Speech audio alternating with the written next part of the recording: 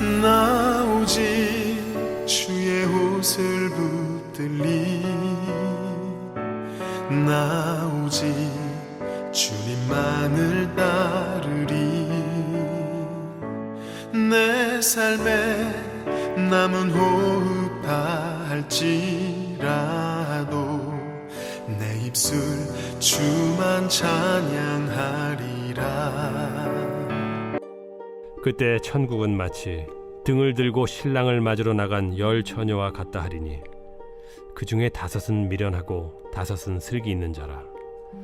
미련한 자들은 등을 가지되 기름을 가지지 아니하고 슬기 있는 자들은 그릇에 기름을 담아 등과 함께 가져갔더니 신랑이 더디옴으로 다 졸며 잘세 밤중에 소리가 나되 보라 신랑이로다 맞으러 나오라 하매 이에 그 처녀들이 다 일어나 등을 준비할세 미련한 자들이 슬기 있는 자들에게 이르되 우리 등불이 꺼져가니 너희 기름을 좀 나눠달라 하거늘 슬기 있는 자들이 대답하여 이르되 우리와 너희가 쓰기에 다 부족할까 하노니 차라리 파는 자들에게 가서 너희 쓸 것을 사라 하니 그들이 사러 간 사이에 신랑이 오므로 준비하였던 자들은 함께 혼인잔치에 들어가고 문은 닫힌지라.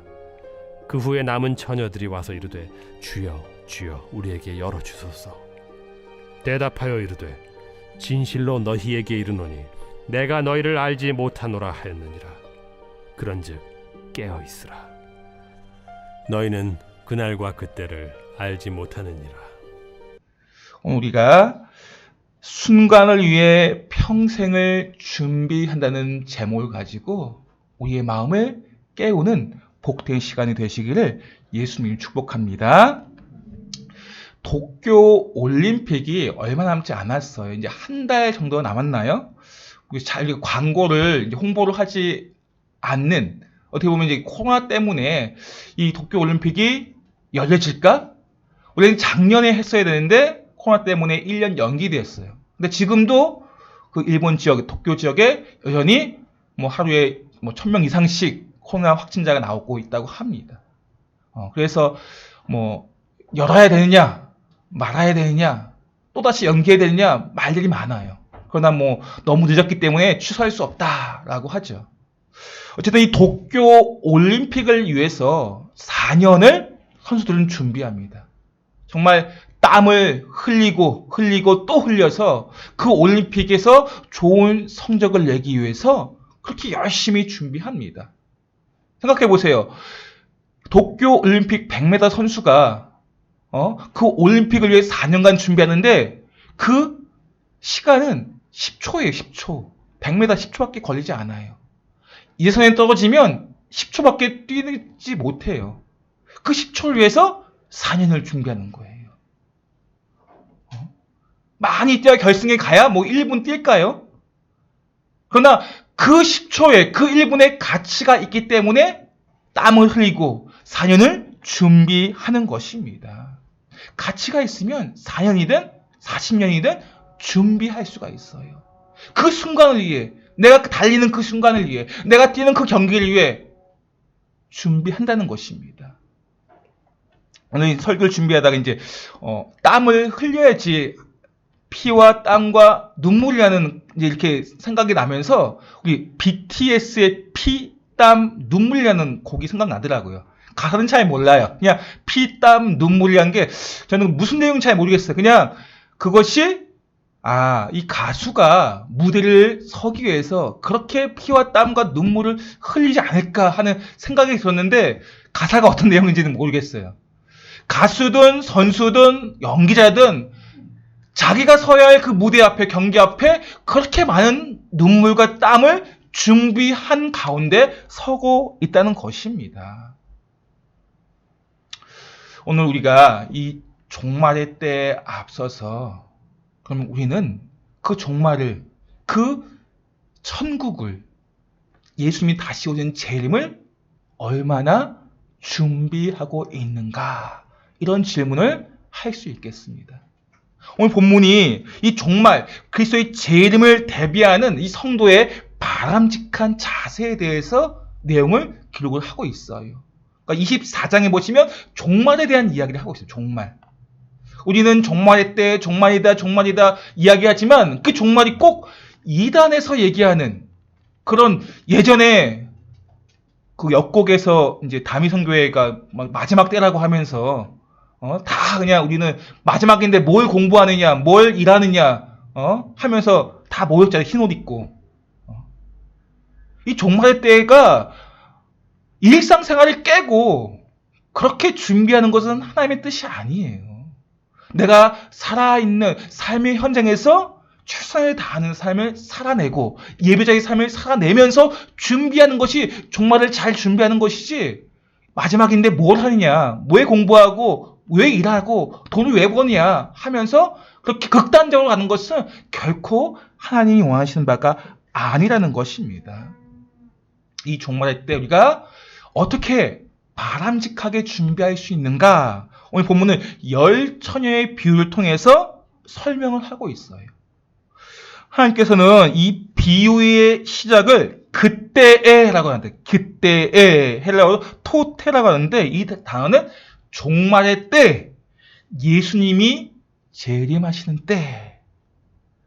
이 천국은 등을 들고 신랑을 맞으러 나간 10처녀의 그러한 상황과 같다고 말씀하고 있습니다. 다시 말씀드리면 천국은 혼인잔치에 들어가기 위해서 신랑을 맞으러 가는 준비하는 그러한 10처녀와 같다는 것입니다. 그 내용을 우리가 잘 알고 있듯이 아주 간단해요. 10처녀가 있습니다. 그 10처녀 중에 5처녀는 슬기로운 처녀고 5처녀는 미련한 처녀입니다. 신랑을 맞으러 이제 준비해야 하는데 언제 그 신랑이 옵니까? 기다려도 오지 않아요. 신랑이 더디어다 보니까 졸다가 잠을 자게 되었어요. 근데 어느 순간 신랑이 왔다라고 소리가 들릴 때 10처녀는 자기가 준비한 등과 기름을 가지고 신랑을 맞으러 가야 되는데, 슬기로운 5처녀는 등과 기름을 다 준비했지만 미련한 5처녀는 등만 준비했다는 거예요.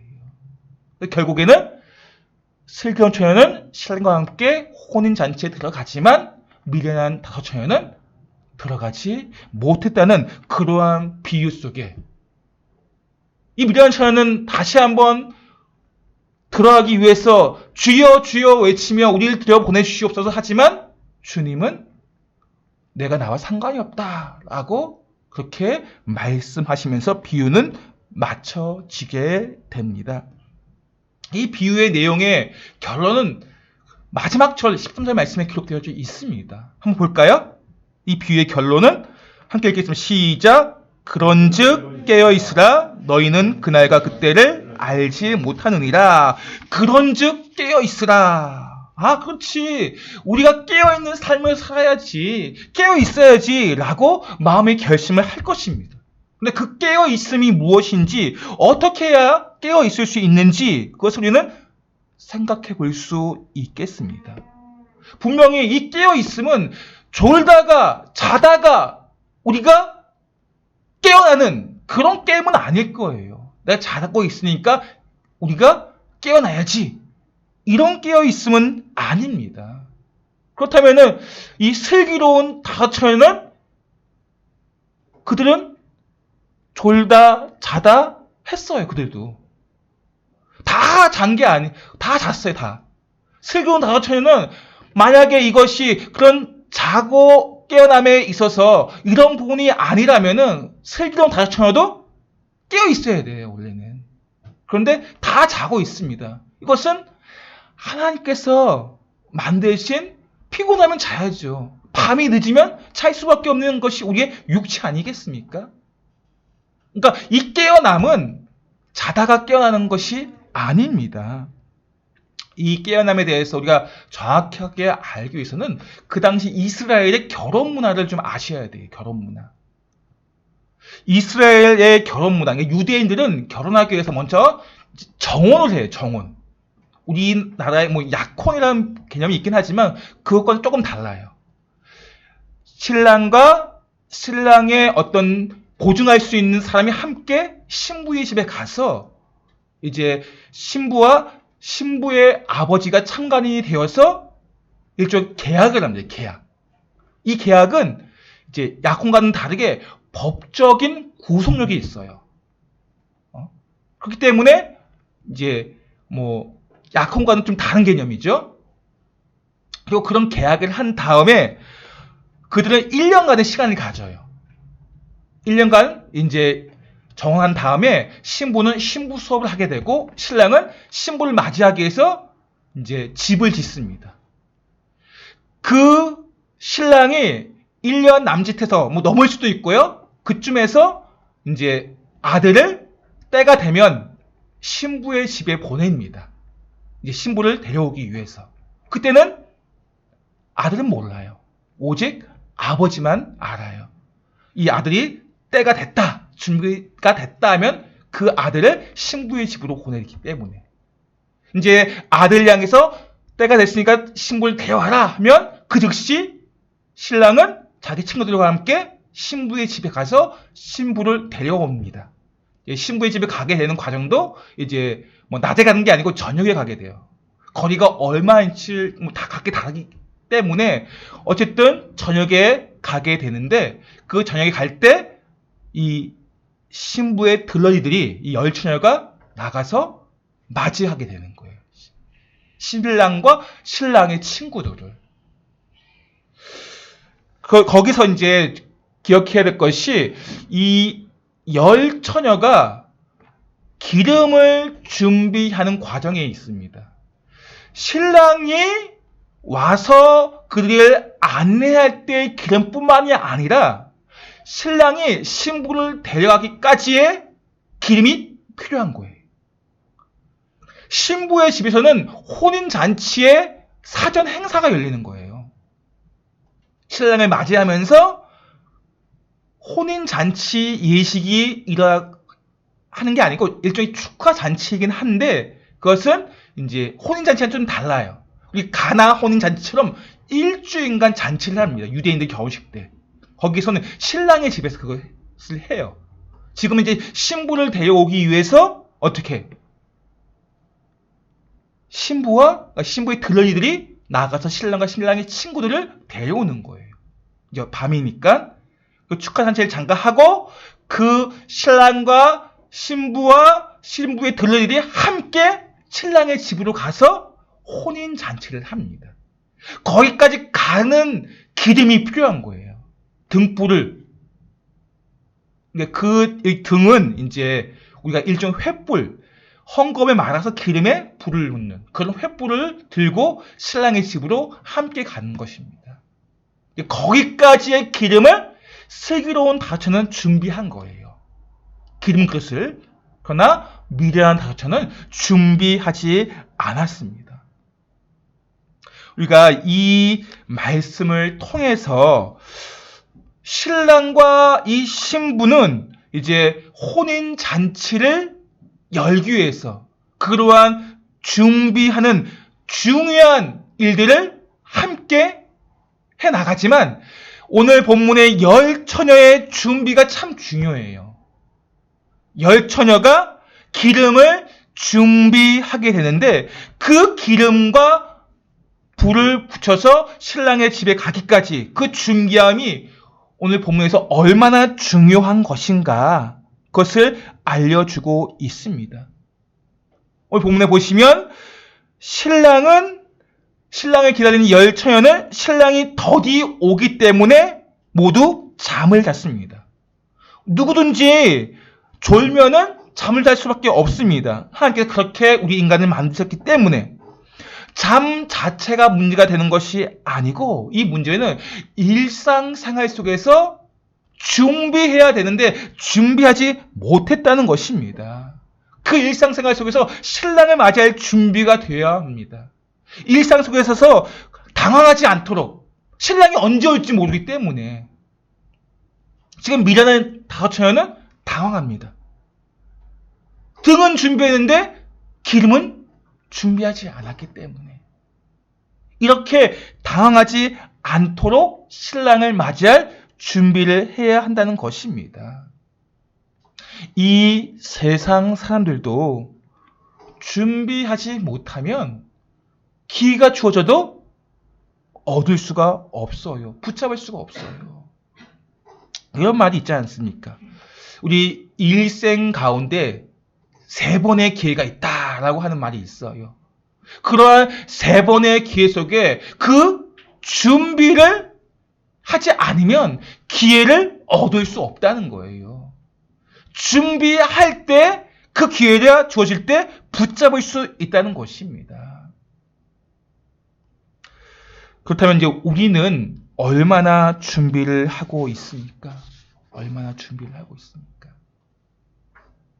학생들은 대학에 들어가기 위해서 유치원부터 초등학교 6년, 중고등부 6년, 12년 이상을 대학 합격을 위해서 그 순간을 위해서 준비하고 있습니다.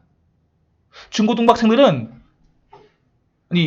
우리 취업을 위해서도 많은 사람들이 그 취업을 위해서 자격증을 따기 위해서 스펙을 쌓기 위해서 유학을 갔다 오기도 하고 그런 많은 준비를 통해서 취업을 준비합니다. 자신의 상황이 어떻든 간에 그런 준비를 하고 있습니다. 준비가 되지 않으면 우리가 기회가 주어져도 붙잡을 수 없고 합격할 수가 없는 것입니다. 이렇게 세상에 사는 삶을 얻기 위해서, 대학에 합격하기 위해서, 성공하기 위해서 그렇게 많은 시간을 들여 마음과 눈물과 힘을 들여서 준비하고 있다는 것입니다. 힘들고 어려워도 준비를 하지 못하면 기회가 주어져도 붙잡지 못합니다. 지금의 나의 상황이 절망할 만한, 낙심할 만한 상황이 되어서 난 준비하지 못해 한다면 주어져도 우리는 얻을 수 없는 것입니다. 마지막 때 예수님이 재림하시는 그 순간을 위해 평생을 준비해야 한다는 거예요. 그만큼 평생을 준비함에 있어서 아깝지 않은 가치가 있기 때문에 그렇습니다. 10초를 위해서 운동선수들이 4년을 투자하는 가치가 있기 때문에 하는 거예요. 천국이라는 가치가 이 땅의 어떤 기준과 어떤 것을 가지고 비교할 수 있겠습니까? 그렇기 때문에 우리의 평생을 들여서라도 얻을 수 있는 충분한 가치가 있다는 것입니다. 무엇보다도 그 천국에는 가장 가치 있는 분과 우리가 함께 할 수 있기 때문에 우리의 일평생을 그 순간을 위해서 준비해도 아깝지 않은 것입니다. 종말의 때를 맞이한 그리고 예수님의 재림을 준비해야 하는 우리의 삶이 얼마나 복된 삶인 줄 모릅니다. 반대로 우리가 이 말세 때 예수님의 재림을 준비하지 않으면 우리의 이 소중한 인생은 헛되게 낭비하는 것이 될 거예요. 사람들이 보기에 그것이 그 준비가 어리석다 말할 수도 있고 우리가 이렇게 주일에 밖에 나가서 편하게 재밌게 즐겁게 보낼 수 있지만 그것을 택하지 않는 세상 사람들은 우리를 어리석게 볼 수도 있어요. 그러나 우리가 이 시간 우리가 함께 예배드리는 것은 주님의 재림을 가장 잘 준비하는 모습이에요. 이 시간이 주님의 재림을 준비하는 우리에게 가장 복된 시간이 되는 것입니다. 아깝지 않는 거예요. 우리가 주님의 재림을 준비하는 것이 얼마나 가치 있는 것을 알게만 한다면 이 시간이 아깝지 않은 것입니다. 우리는 주님의 재림을 어떻게 준비하고 있습니까? 다시 오실 그 재림을 기다리며 우리가 그 순간을 위해서 평생을 주님을 기쁘시게 하는 그러한 준비의 자세가 우리에게 있을 때 우리의 삶은 가장 복된 삶이 될 수 있습니다. 말씀의 결론을 맺으면 열처녀의 비유를 통해서 이 준비의 중요성에 대해서 하나님께서 우리에게 말씀하고 계심을 우리는 확실히 알고 있습니다. 그 알미 이제는 알모로 끝나지 아니하고 정말 우리가 삶을 통해서 주님의 재림을 준비하시길 바랍니다. 그러면 어떻게 준비해야 됩니까? 오늘 본문에 보시면 10처녀가 준비해야 하는 것이 무엇이었습니까? 기름을 준비해야 합니다. 기름은 성령님을 상징합니다. 그리고 성령 충만한 삶을 또한 의미하기도 합니다. 우리의 일상이 많은 것을 준비하고 있어요. 대학 합격을 위해 준비하고 취업을 위해 준비하고 인생의 성공을 위해 준비하고 있습니다. 그것이 가치 없다는 것이 아니에요. 그 준비가 성령님의 이끄심 속에서 준비할 때 그 준비는 가치 있는 것이 되는 것이고 복된 준비가 될 수 있는 것입니다. 성령님의 이끄심이 없고 성령님의 임재하심이 없는 이 땅에서의 준비는 나를 망가뜨릴 수가 있어요. 헛된 준비가 될 수 있습니다. 우리의 그 준비가 이 땅에서의 노력이, 이 땅에서의 눈물과 땀이 성령님의 임재 속에서 그분의 이끄심 속에서 하는 준비가 될 때 그 준비는 가장 복된 준비가 될 수 있는 것이고 하나님께 영광이 되는 준비가 되는 것입니다. 그리고 성령 충만함으로 우리는 준비하셔야 돼요. 이 땅에서의 준비가 가치 있기 위해서는 우리가 늘 성령 충만한 삶을 살아내는 그러한 삶이 말세를 잘 준비할 수 있는 삶이에요. 우리는 얼마나 성령 충만한 삶을 살아가고 있는가. 늘 말씀을 통해, 예배를 통해 우리를 다시 한번 돌아보는 것입니다. 오늘 이 아침에 우리의 삶을, 말세를 준비하는 우리의 모습이 어떠한가? 이 세상에서의 성공과 성취를 위해서 준비하는, 아까 테디 윌리엄스 봤잖아요. 자신의 인생의 그 헛됨을 이제 깨닫고 노숙자이지만 비참함이 있지만 그런 가운데도 불구하고 매일 아침 나가서 자기를 갈고 닦는 거예요. 그런 준비를 했습니다. 우리에게도 그런 준비가 필요해요. 천국은 이 땅에서 성공한 것보다 더 가치가 있기 때문에, 비교할 수 없는 가치가 있기 때문에 그런 준비가 필요합니다. 그리고 그 준비함이 우리 안에 성령 충만한 삶 가운데 이루어질 때 그 준비가 가치가 있다는 것입니다. 오늘 우리가 이 말씀을 통해서 다시 한번 우리 삶을 돌아보시고 우리의 삶이 성령님의 이끄심 속에서 움직여가는 그러한 준비가 되길 바랍니다. 성령 충만한 삶을 살아가는 가운데 일어나는 그러한 준비가 되시길 바랍니다. 그러한 준비가 될 때 우리의 삶이 이 땅에서 가장 가치 있고 복된 삶이 될 수 있는 것입니다.